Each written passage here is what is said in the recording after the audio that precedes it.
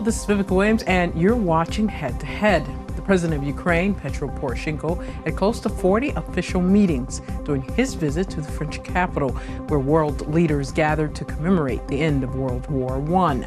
On the agenda were meetings with Presidents Donald Trump and Emmanuel Macron and Chancellor Angela Merkel. To talk more about the outcomes of these visits, we welcome in our studio today Andriy KaraKUts, Senior Research Fellow at the National Institute for Strategic Studies. Andriy, thank you for joining us. Hello. So first, let's start with this visit, this trilateral meeting between Macron, Merkel, and Poroshenko.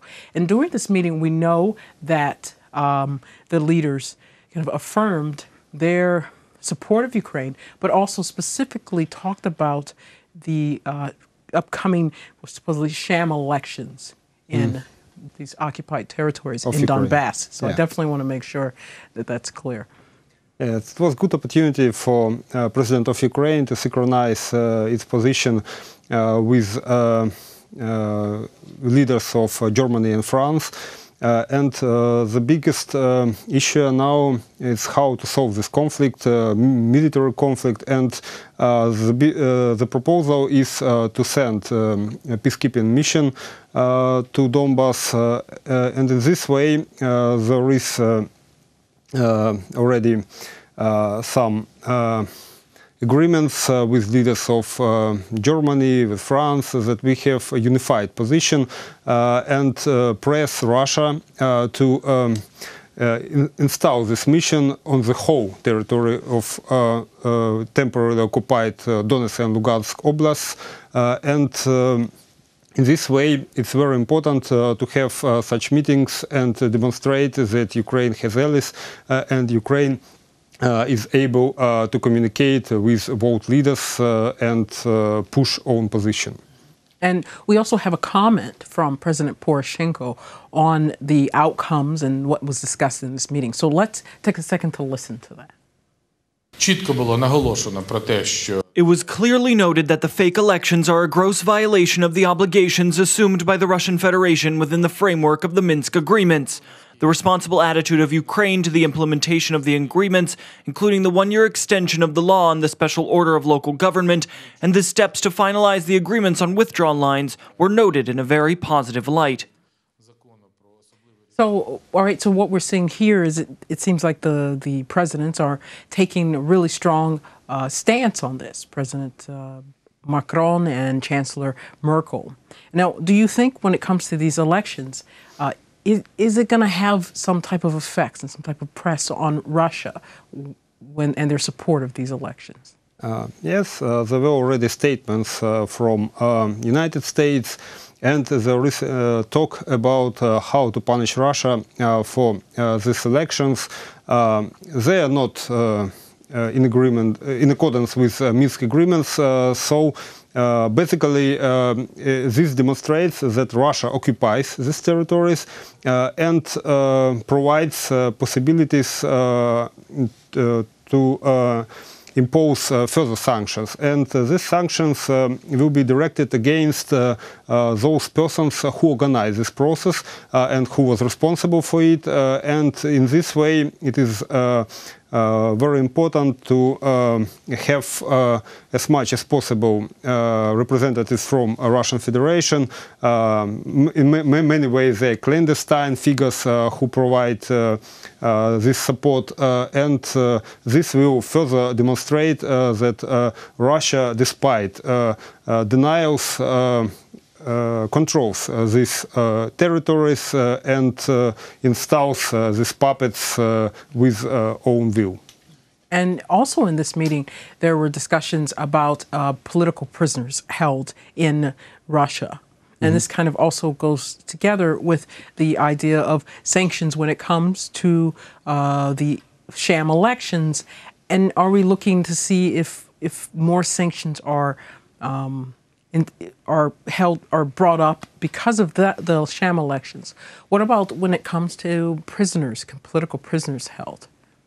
The issue of political prisoners is also very important at this stage, and Russia refuses to give any prisoners now, and there is a notion that Moscow is trying to keep them for other period of time and for other conditions. Some kind of other bargaining chips. And in many ways, Russia now sees conflict with Ukraine as not only conflict with our country, but also a conflict with the whole West. In this ways, tries to change these prisoners, for example, for its own citizens who are now held in the United States. So are we seeing that they've brought this up, or there's some hint of them, or do you think this maybe would be more backroom dealings that we'd see this kind of trade? Of course, there will be backroom dealings, but first of all, Russia hopes to demonstrate that some politicians in Ukraine are able to negotiate about change of prisoners, and I'm sure that we will see next month, before presidential elections and parliamentary elections, that some politicians from Ukraine, they will be like very active in this process, and will take some people from Russia and demonstrate that they're efficient and they can deal with Russia. And do you see that as possibly, I know it could be a concern, if some Ukrainian politician running for president was able to secure the release of some political prisoners? Would this kind of put a taint on that politician to think, what did they give up or promise? What future promises did they make for this release? Yeah, it's quite dangerous when there will be such situation, but I'm sure it will be.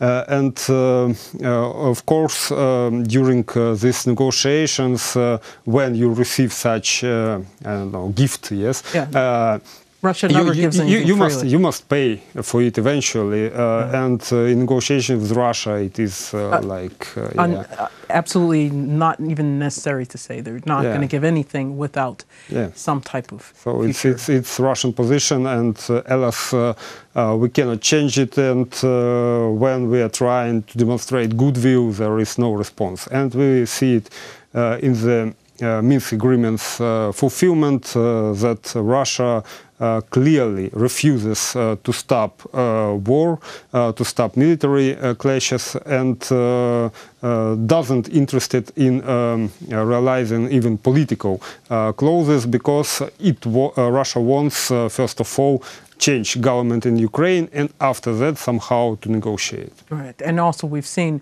just recently an increase in the amount of weaponry caught on camera being sent to the occupied territories, and these all, of course, are very connected. Now let's switch to Poroshenko's meeting with U.S. President Donald Trump. Can you tell us a bit about the outcomes in that meeting? It was a good opportunity for President of Ukraine to restart some negotiations, and first of all, we see the result. From the summer of this year, there was a talk about of renewal of Commission of Strategic Partnership, and we see that this month there will be a meeting between Ministers of Foreign Affairs, between Klimkin and Pompeo, and such format is very important for Ukraine, because it allows for our country to talk with United States, not only in format of visits, but on constant. This format is very important because it allows us to have a working mechanism for consultations and for implementation of joint projects.